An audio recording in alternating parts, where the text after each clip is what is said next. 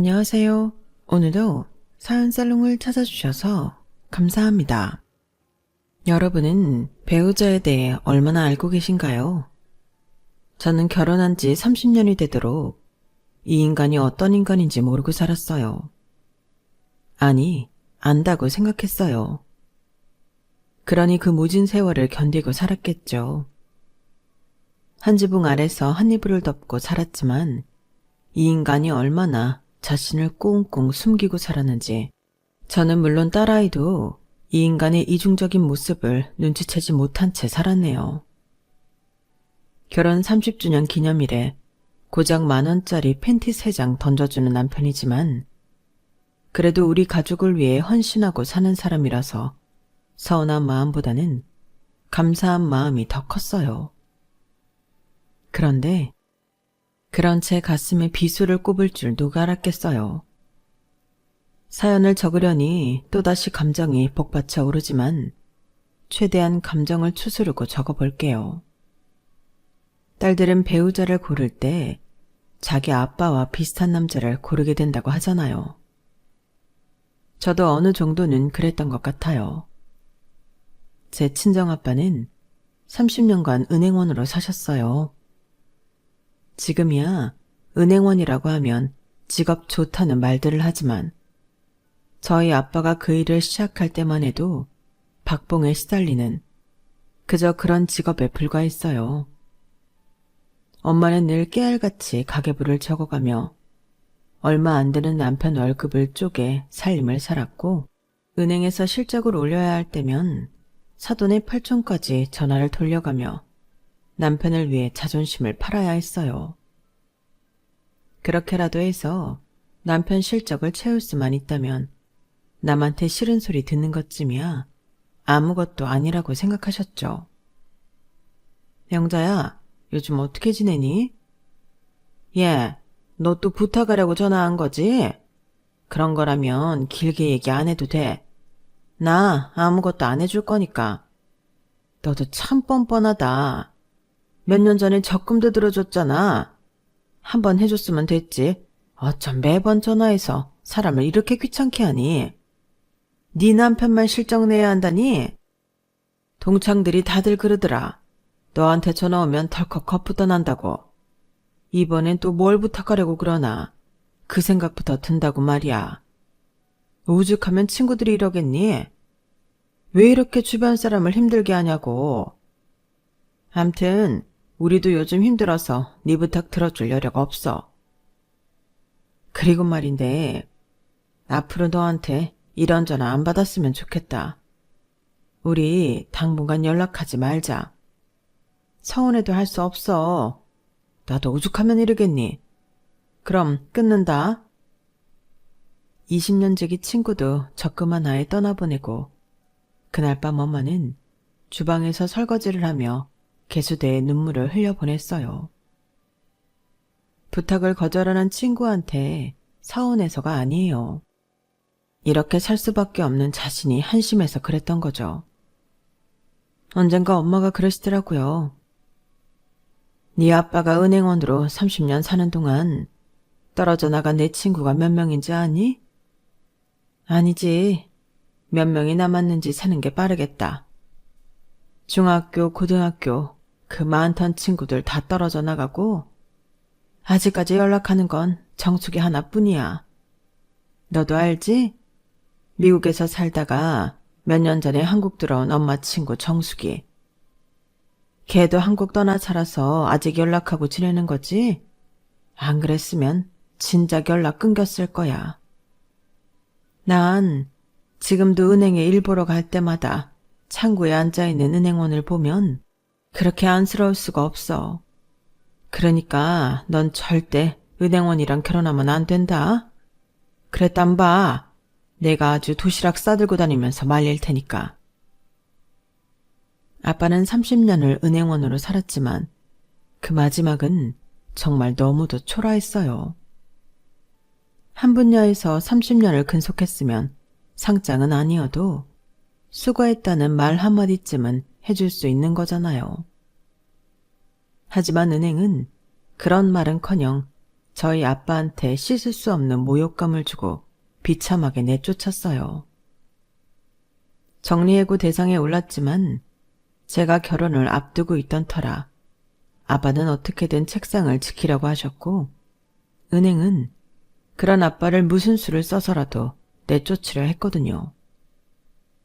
그래도 한때 촉망받던 은행원이었는데 정리해고 대상자에 오르자마자 하루아침에 업무에서 배제되고 책상도 구석자리도 내던져졌어요. 어제까지도 퇴근길에 같이 술잔을 기울이고 점심도 함께 먹던 동료들은 아빠를 투명인간 취급을 하기 시작했고요. 아빠를 따르던 후배 하나는 퇴근길에 몰래 저희 아빠를 따라와 이런 말을 하더래요.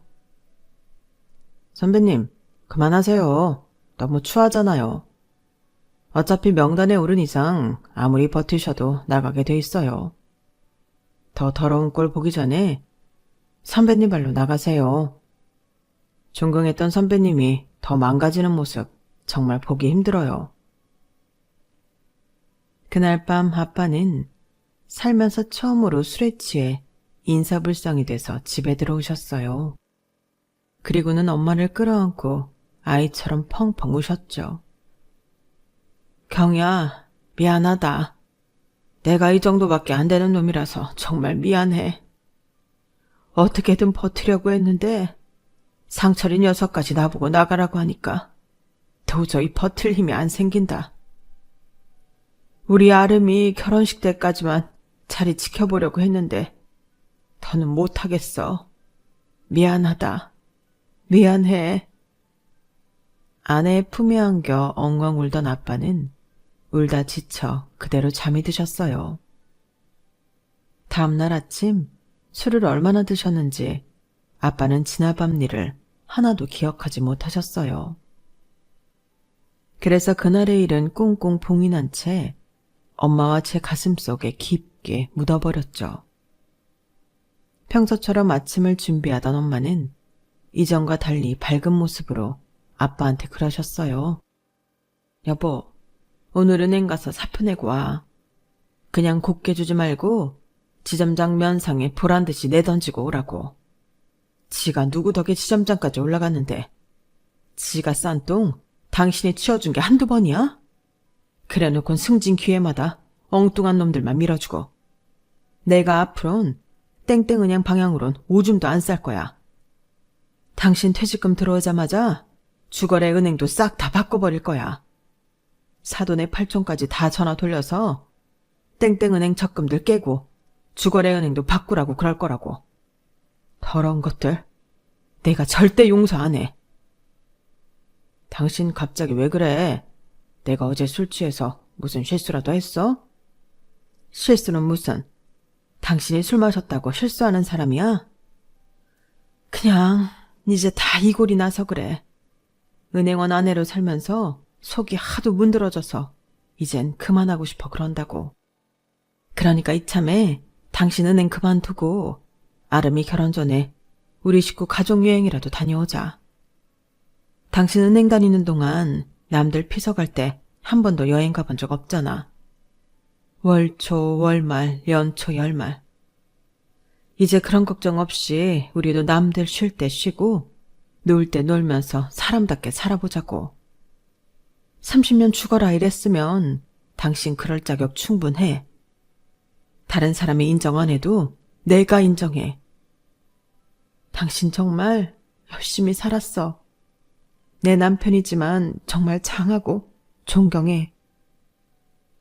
결국 엄마는 참았던 눈물을 쏟았어요. 35년을 부부로 살아온 부모님은 그렇게 서로를 위로하며 위기의 순간에 부부애를 과시했어요. 인생의 동반자이자 세상의 유일한 내 편. 그게 바로 부부라고 말하듯이 말이죠. 아빠가 회사를 그만두고 2달 뒤 저는 결혼식을 올렸어요. 아빠가 다니시던 은행 사람들한테는 따로 청첩장도 돌리지 않았는데도 어떻게들 알고 10명이 넘는 동료들이 찾아와 주었더라고요. 아빠랑 친했던 상철 대리님이 동료들한테 단체톡을 돌리셨다나 봐요. 예식장에 찾아와 주신 아빠의 옛 직장 동료들은 신부 대기실에 찾아와 하나같이 이런 말씀을 하셨어요. 처음 은행에 입사해서 많이 서툴고 힘들던 시절 저희 아빠한테 도움을 많이 받았다고요. 그래서 다른 건 몰라도 딸내미 결혼식만큼은 꼭 참석하고 싶었다고 말이죠. 그 말을 들으면서 어쩌면 이분들의 감사 인사가 아빠의 훈장이 아닐까 하는 생각을 했어요.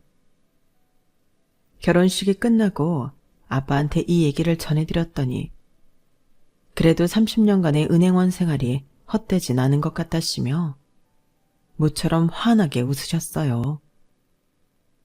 제가 남편을 선택한 이유는 바로 우리 아빠랑 닮은 구석이 많기 때문이었어요. 솔직히 융통성은 좀 떨어지고 인물도 그리 뛰어나지 않지만 뚝심도 있고 자기 일에 최선을 다하는 성실한 사람이었거든요. 남편과 저는 같은 대학 출신이긴 하지만 과가 달라서 재학 중에 학교에서 마주칠 일은 없었어요. 게다가 나이 차이도 나서 더더욱 그랬죠.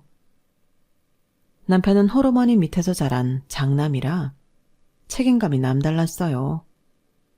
어릴 때부터 아버지 대신 자신이 집안의 가장 노릇을 해야 한다는 강박관념에 사로잡혀 있어서 허튼 말 쓸데없는 행동, 사치를 최대의 적인 것처럼 생각하고 살았어요.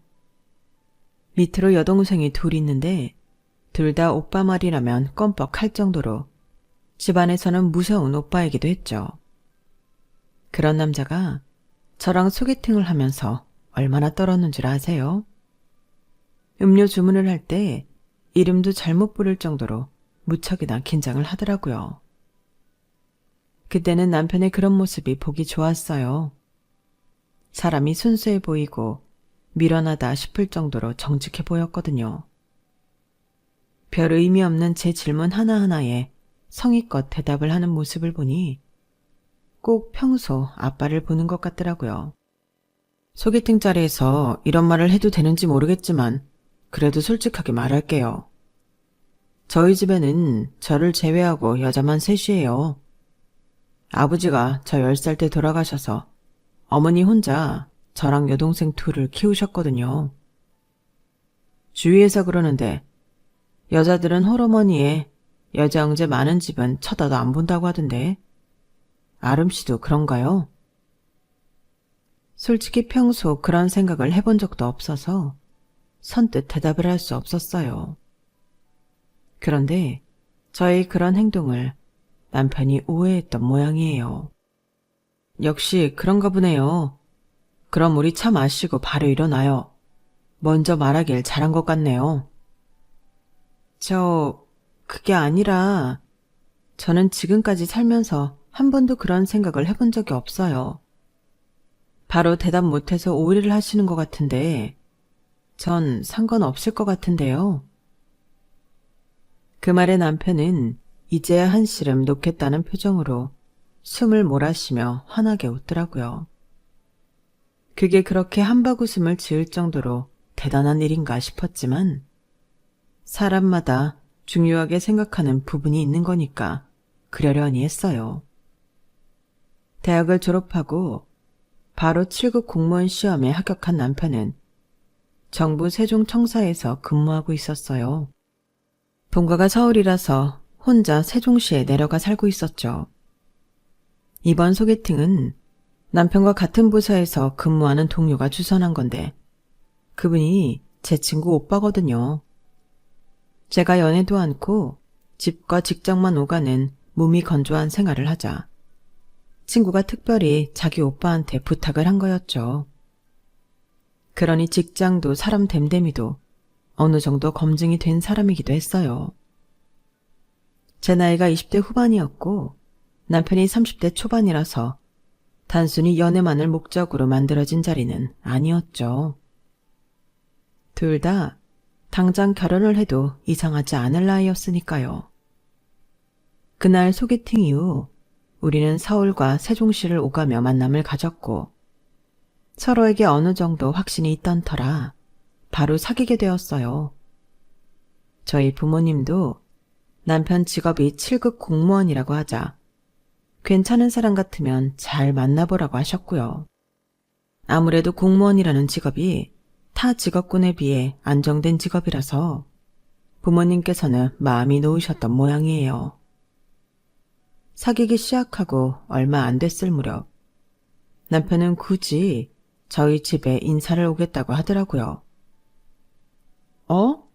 우리 부모님한테 인사를 하겠다고? 갑자기 왜? 이제 정식으로 사귀기로 했는데 양가 부모님께 인사는 해야지. 그래야 부모님도 안심하실 거 아니야. 왜? 부모님께 나 소개하기 싫어? 그런 게 아니라 괜히 앞서 나가실까봐 걱정돼서 그렇지. 우리 아빠 자기만큼이나 융통성 없고 진지한 사람이란 말이야. 분명히 자기가 우리 집에 가면 그 순간부터 머릿속으로 결혼식은 언제 올려야 하나 그 생각부터 하실걸? 그래? 왠지 아버님이랑 나랑 잘 통할 것 같은데? 그럼 더더욱 빨리 만나 뵙고 인사드려야겠네. 아버님이 땡땡은행에 다니신다고 그랬지. 나도 공무원 시험 잘 안 됐으면 땡땡은행에 원서 넣어보려고 했었는데 잘하면 아버님 부하 직원이 될 뻔했네. 남편은 벌써부터 저희 아빠랑 뭔가 통하는 것처럼 친근하게 느끼는 것 같았어요. 저희 아빠도 그렇고 남편도 그렇고 솔직히 직장 안에서 그리 호감형은 아니거든요. 일은 잘하지만 융통성이 없고 너무 원리 원칙주의라서 곁에 있는 사람들이 많이 답답해하고 불편해하는 타입이니까요. 그런 두 사람이 만나게 된다니 솔직히 저도 조금은 기대가 되더라고요. 서로를 보면 마치 거울 치료를 하는 것 같은 기분이 들지 않을까 하는 생각도 들었고요. 부모님께 남자친구가 인사를 드리고 싶어 한다고 하자 무척이나 반기셨어요. 특히 저희 아빠가 무척이나 흡족해 하셨죠. 인사를 오겠다는 건 그만큼 자기 자신한테 자신도 있고 교제를 하는 데 있어 가벼운 마음은 아니라는 의미 아니겠니? 젊은 사람이 생각이 참 반듯하네. 그래, 쇳불도 당김에 빼라고 당장 이번 주에 오라고 그래. 어차피 보기로 한 거 시간 끌 거 뭐 있겠어? 여보, 그래도 그쪽 사정도 있는 건데 먼저 물어보고 정하지 그래요. 서울도 아니고 세종시에 산다는데. 모르는 소리, 모르긴 해도 그 친구도 이번 주 주말에 찾아올 생각을 하고 있었을걸. 자기 입으로 말했을 때는 이미 준비가 돼 있다는 의미기도 하니까. 아름아, 당장 전화해서 물어봐라. 내 말이 맞는지 틀린지. 아빠는 모처럼 신이 나서는 싱글벙글 하셨어요. 방에 들어와 남편한테 전화를 했더니 대뜸 이번 주말에 가도 되냐고 그러는 거 있죠. 누가 닮은 것 아니랄까봐 생각하는 것도 두 사람이 똑같더라고요. 그 주 주말 남편은 점심때쯤 저희 집에 도착했어요. 아빠도 그렇고 남편도 그렇고 술을 안 좋아하기 때문에 함께 점심을 먹고 차를 마시며 이야기를 나누었어요. 성격도 비슷하더니 취향이며 바둑을 좋아하는 취미까지 같아서 저녁 시간이 될 때까지 두 사람은 몇 판이나 바둑을 두었어요. 1대2로 아빠가 한 판 더 이기긴 했지만 남편이 돌아가고 아빠가 그러시더라고요. 아까 그 친구가 마지막 판은 일부러 져주더라. 융통성이 없는 녀석일 줄 알았는데 그래도 사회생활을 해봐서 그런가? 영 맹탕은 아니야. 아름아, 아빠는 그 친구가 마음에 드는데 너는 어떠니? 물론 마음에 드니까 사귀는 걸 테지만 결혼까지 생각하고 있는지 궁금해서 그래. 아빠가 세상을 살아보니까 잘나고 똑똑한 놈들보다 우직한 사람이 결국엔 빛을 보더라. 모르긴 해도 그 친구랑 결혼하면 여자 문제로 고생을 하거나 엄한 데 투자해서 빚더미에 앉는 일은 없을 것 같아. 물론 그런 걸로 신랑감을 고르는 건 조금 그렇지만 그래도 남자는 일단 자기 가정에 충실하고 허튼 짓 하지 않는 게 최고라고 생각한다. 아직 사귄 지 얼마 안 돼서 결혼 얘기까지 꺼내기는 그렇다면 그래도 어느 정도는 염두에 두면서 만나도록 해.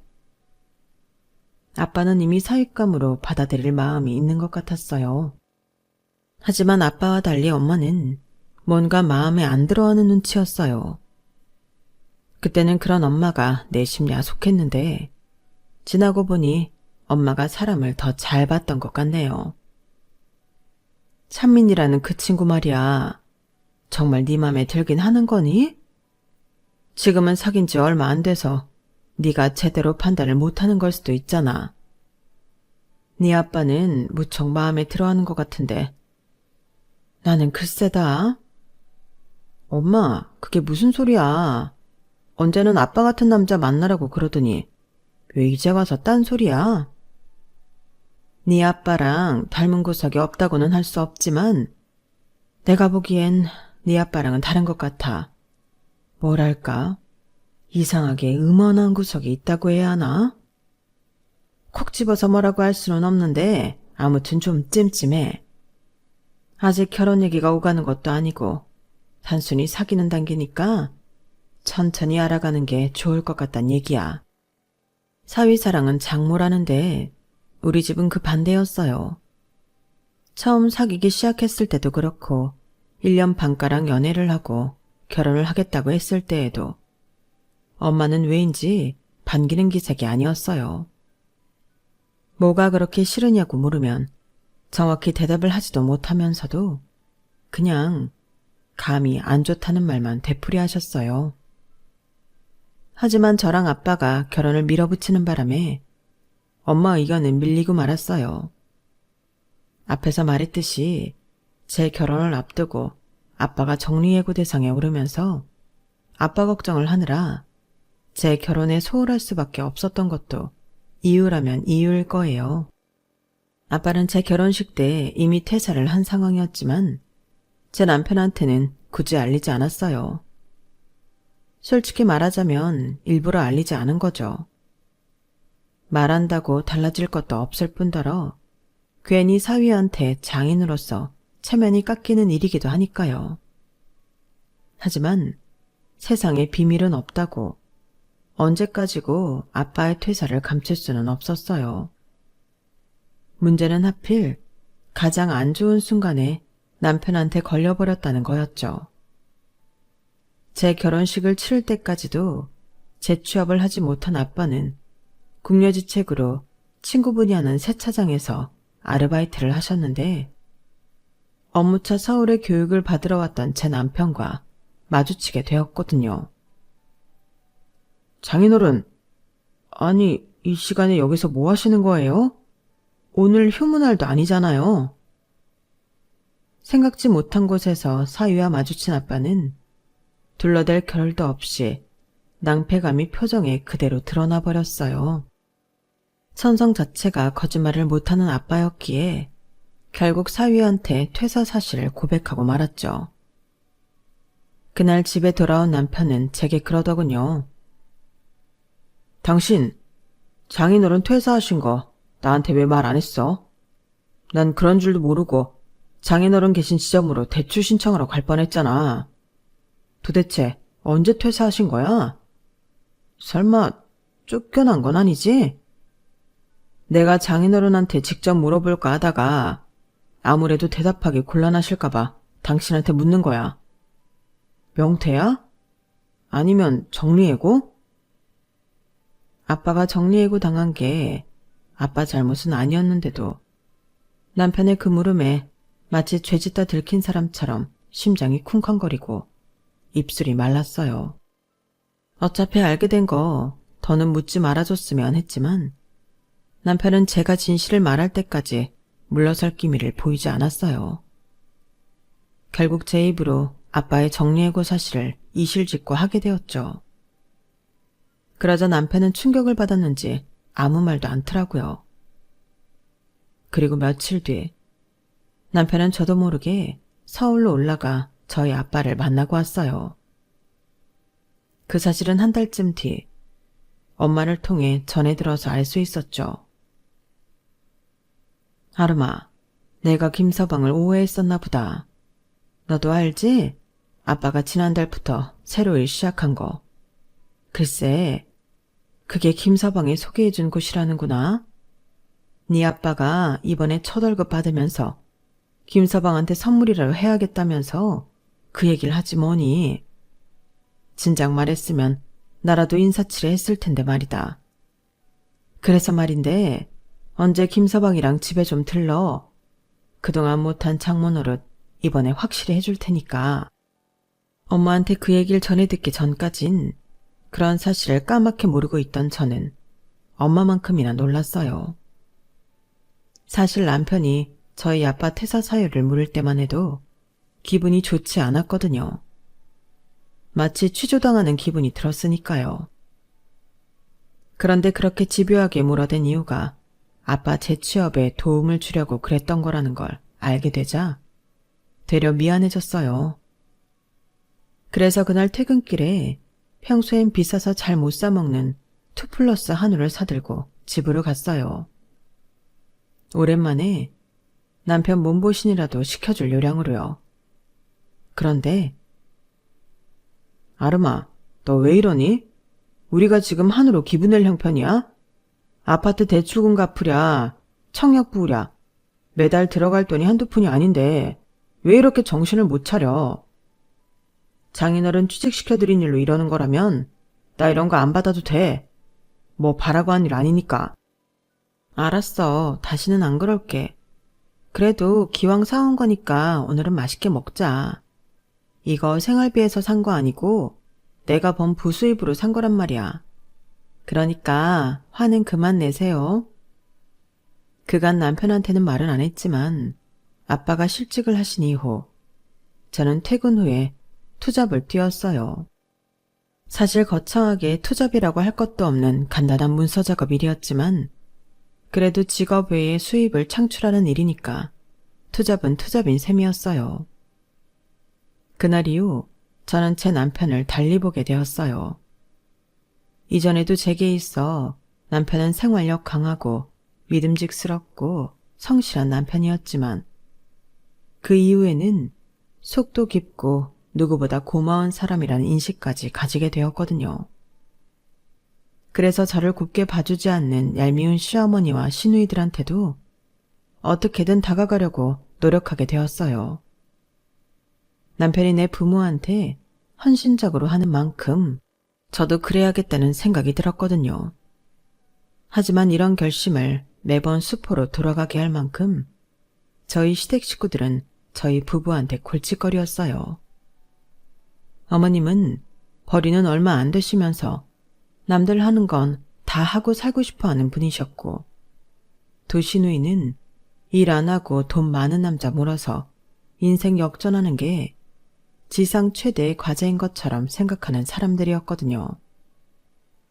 저런 집에서 어떻게 내 남편 같은 사람이 나왔을까 의아할 정도로 남편과는 완전 다른 사람들이었죠.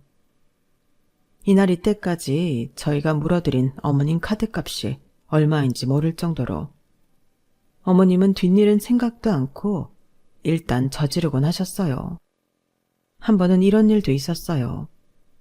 제가 딸아이를 낳고 친정에서 산후조리를 하다가 집에 돌아가 봤더니 거실 한 구석에 못 보던 물건이 박스채 쌓여 있더라고요. 짐을 가지고 오느라 뒤늦게 현관에 들어서 남편한테 이게 뭐냐고 물었더니 그 얘긴 나중에 하자. 우리 채연이가 난생 처음 집에 온 날인데 골치 아픈 일로 기분 상하고 싶지 않거든. 일단 채연이 데리고 안방으로 들어가. 내가 청소 싹 해놓고 가습기까지 사다가 세팅해 놨으니까. 남편은 제 손을 잡아 끌며 안방으로 데리고 갔어요. 남편의 이런 반응 때문에 저는 더 그 물건들에 신경이 쓰이게 됐죠. 그래서 그냥 말해보라고 목소리를 높였더니 글쎄 뭘 하는지 아세요? 어머니가 다단계에 걸려서 물건을 좀 사들이셨어. 옥장판이라고 하는데 박스를 풀어보니까 돈을 줘도 안 가져갈 정도로 처참한 물건이더라고. 실적 올린다고 10개나 사셨다는데 이걸 누구한테 팔겠냐고. 내가 가져가서 반품해보려고 했는데 반품 불가상품이라고 안 된다고 그러잖아. 뭐? 그럼 어떡해? 그래도 너무 걱정하지 마.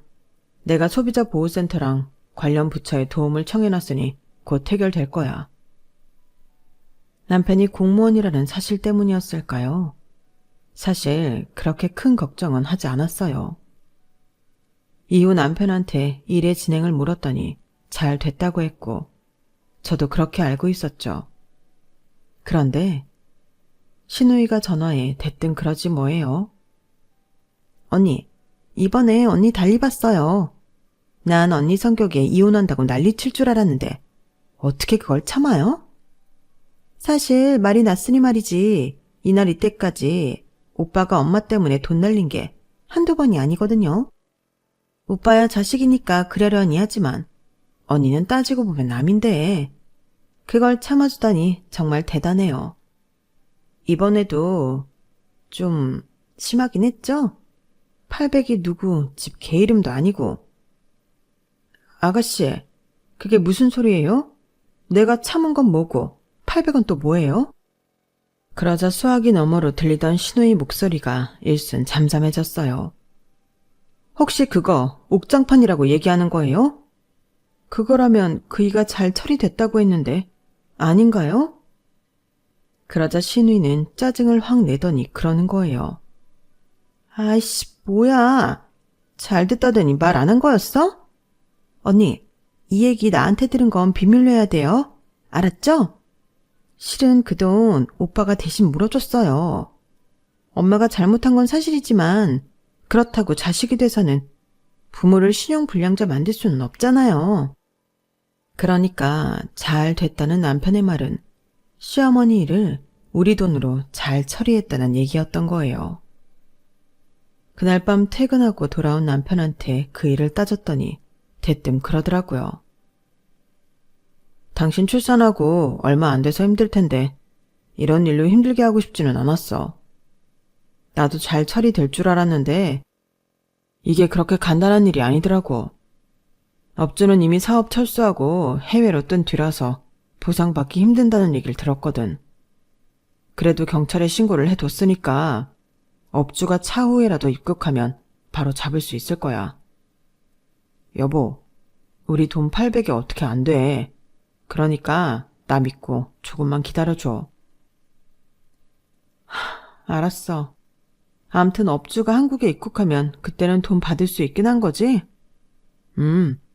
평생 전 세계를 떠돌지 않는 이상 한 번은 들어오게 될 거야.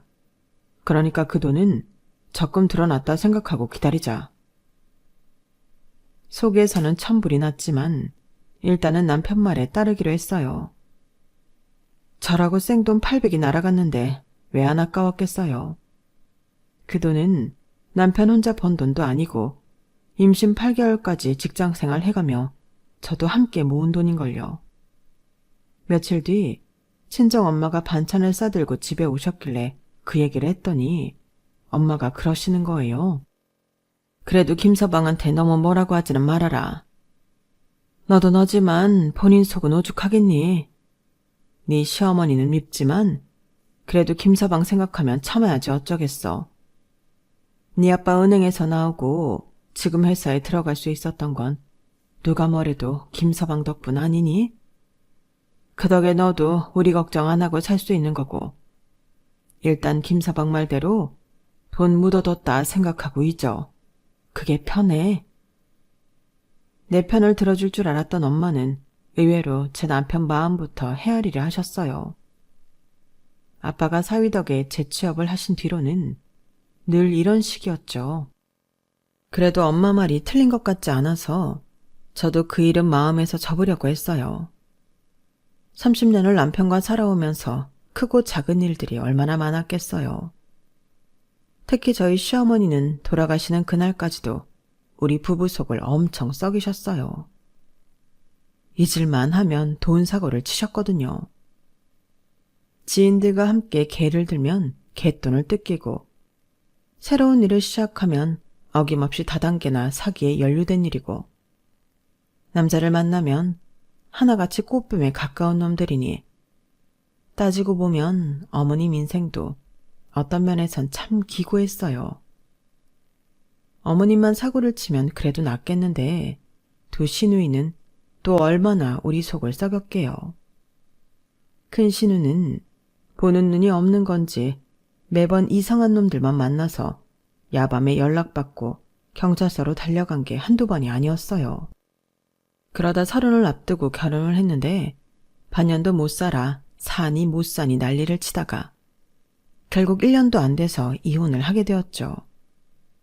그 후로도 남자 문제로 시끄러웠는데 지금은 재혼해서 베트남 호치민에서 살고 있어요. 작은 시누이는 그나마 속을 덜 썩인 축에 속해요. 자기 언니처럼 남자 문제로 힘들게 하지도 않았고 어머님처럼 돈 문제로 우리를 괴롭히지도 않았으니까요. 다만 성격이 어두워서 사람들과 잘 사귀지 못하고 늘 혼자 지낸다는 게 문제였죠. 그러다 보니 취직할 때도 얼마나 힘들었나 몰라요. 다행히 작은 회사에 격리로 들어가서 자기 밥벌이는 하고 사니 다행이긴 했죠. 30년이란 시간이 흐르는 동안 남편은 정말 한결같이 가정에 충실하고 든든한 가장이자 아빠로 살았어요. 제 친정 아빠가 세상을 떠나셨을 때도 남편은 상주 노릇을 해주었고, 저희 엄마가 요양원에 들어갈 때도 남편이 저를 대신해 모든 수속을 다 밟아주었어요. 그래서 조금도 의심을 하지 않았어요. 내 남편의 본 모습에 대해서는요.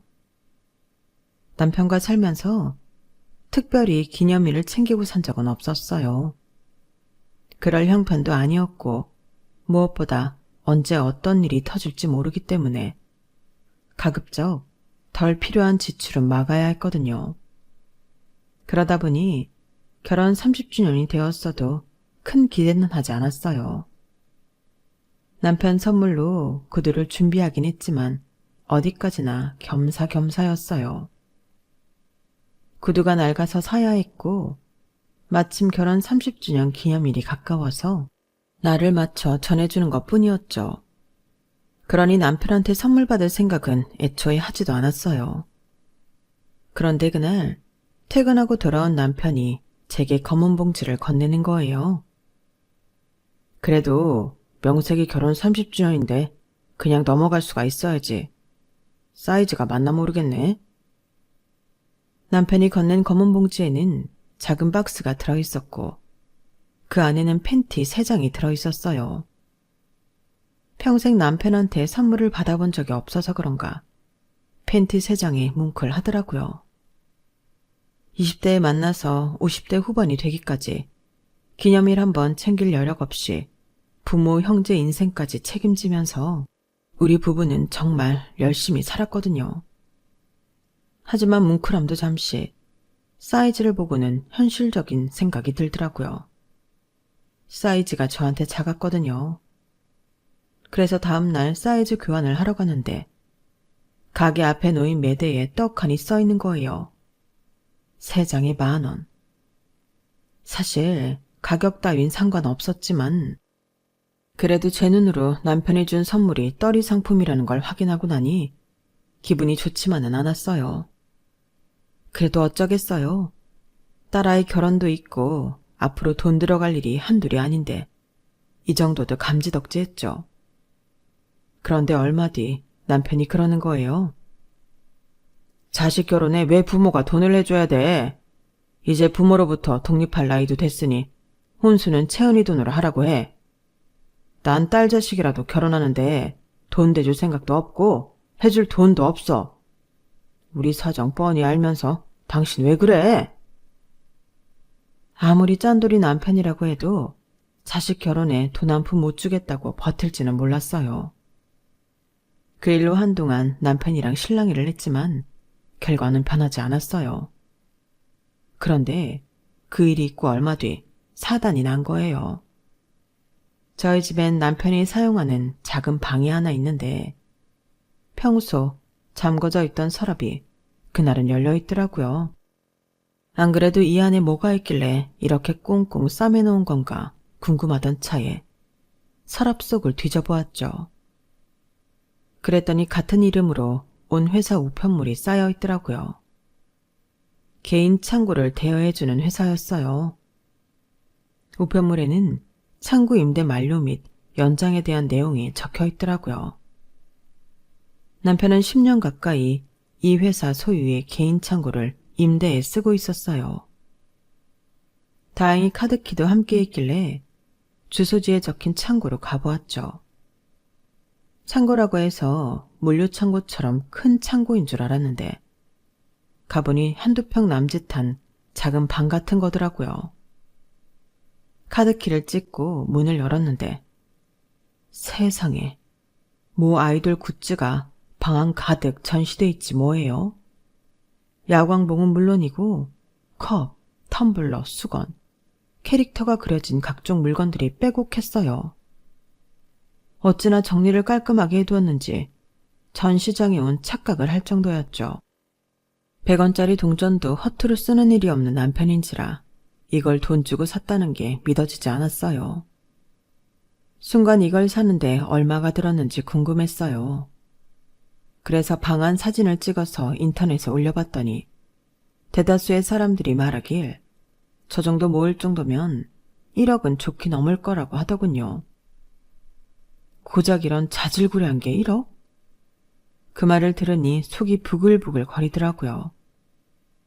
확실한 건 남편한테 직접 물어봐야겠다 싶어서 그날 밤 남편한테 창고 카드키와 창고 안 사진을 들이밀었더니 남편이 불같이 화를 내는 거 있죠.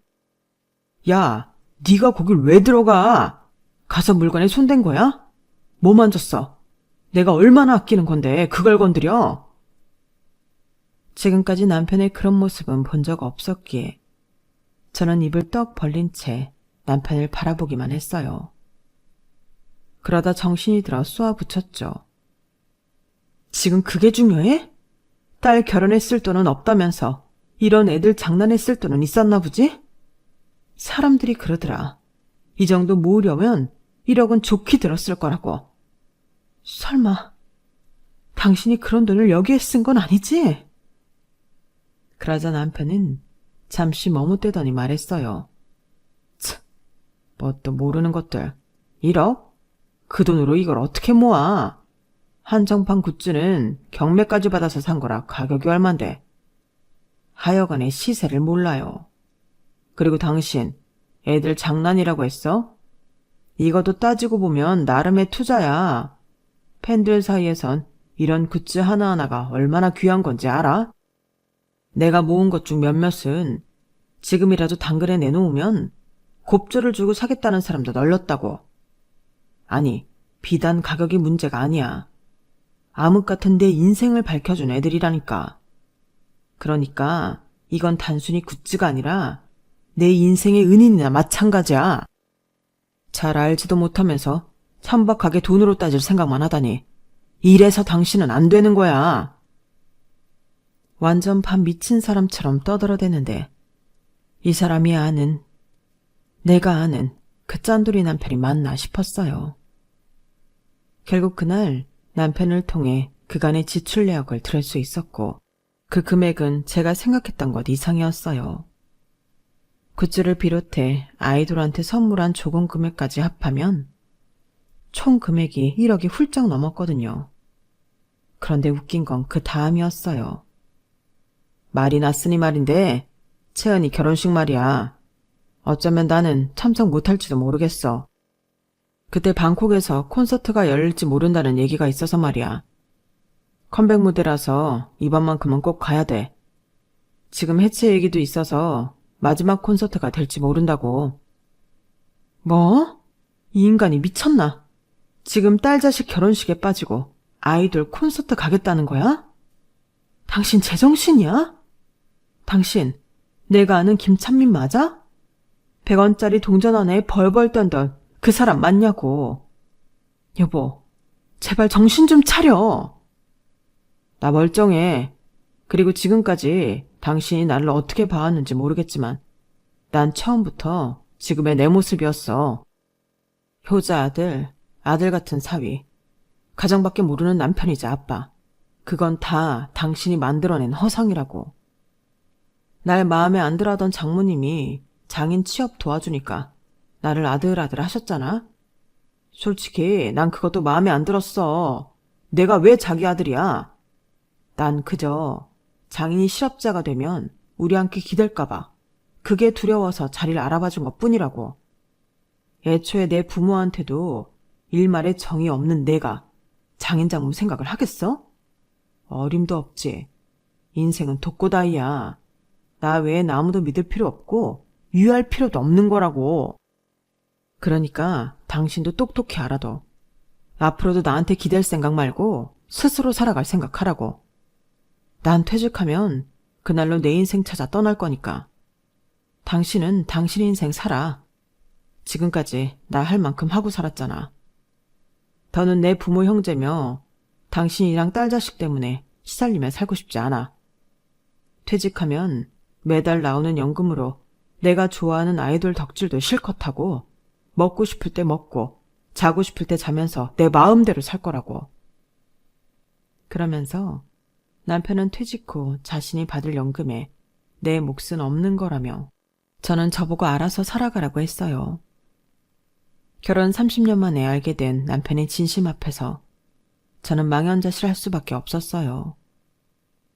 그동안 자기 가족들 뒷바라지하고 살 땐 가족은 공동체라고 떠들던 인간이 자기 연금은 자기 몫이라고 못 박는 거 보니까 정남이가 떨어지더라고요. 그래서 이혼을 결심하게 되었어요. 나는 나, 너는 너라고 생각하는 인간과 더 살아봐야 좋을 게 없을 것 같았거든요. 결국 딸아이 결혼식도 올리기 전에 이혼 소송부터 시작한 저는 6개월가량 이어진 소송 끝에 재산 분할과 약간의 위자료, 그리고 앞으로 받게 될 남편의 공무원 연금 중 반을 받게 되었어요. 당연히 남편은 안 된다고 길길이 날뛰었죠. 자기가 일해서 받게 되는 연금인데 왜 저한테 반이나 줘야 하냐고요. 그동안 우리 부부가 공동으로 이룬 재산에서 자기 부모 형제들한테 들어간 돈이 엄청나다는 건 전혀 고려하지 않은 채 말이죠. 결혼을 앞둔 딸아이한테는 미안했지만 그래도 이게 최선인 것 같았어요. 결국 남편은 딸아이 결혼식에 오지 않았어요. 아이돌 콘서트가 없었음에도 말이죠. 지금 이렇게 제가 살아온 일을 적다 보니 그때 일이 떠올라 또 화가 치밀지만 오늘을 기점으로 털어버리려고 해요. 그래야 저도 살 수 있을 것 같거든요. 어리석은 남편은 지금까지 자신이 잘해오고도 마지막을 엉망으로 만들었지만 저는 그러지 않을 생각이거든요.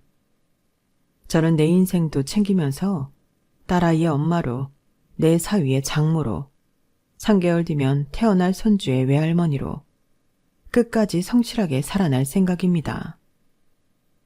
모든 게 그렇겠지만 내 인생의 시작만큼 끝도 중요한 거니까요. 지금까지 제 사연을 들어주셔서 감사합니다. 항상 많이 행복하시고 많이 건강하세요. 여러분, 사연 댓글에 응원과 현명한 조언 부탁드려요. 좋아요와 구독은 저에게 큰 힘이 됩니다. 오늘도 좋은 일 가득하세요.